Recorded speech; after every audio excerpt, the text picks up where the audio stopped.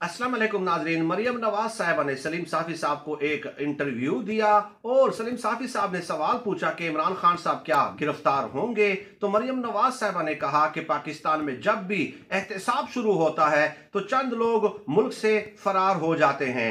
Jail में रहने के लिए शेर होना जरूरी होता है। अब सवाल यह होता है कि इमरान खान साहब पे 72 मुकदमात कायम हैं, लेकिन आज तक मुल्क से फरार नहीं हुए, बल्कि तीसरी मर्तबा नवाज शरीफ साहब का एहतसाब हो रहा है और तीनों बार वो मुल्क से फरार हो चुके हैं। तो मरियम नवाज साहबा का ये बयान क्या उनके अपने वालिद से मुतालिक है या नहीं, इस हवाले से मैं आपके कमेंट्स का मुंतजिर रहूंगा। सोशल मीडिया पे ये कहा जा रहा है कि मरियम नवाज ने अपने वालिद के बारे में ये सच कह दिया है, क्योंकि हमेशा एहतसाब के डर से वो मुल्क से फरार हो जाते हैं, डील करके NRO लेके मुल्क से बाहर चले जाते हैं।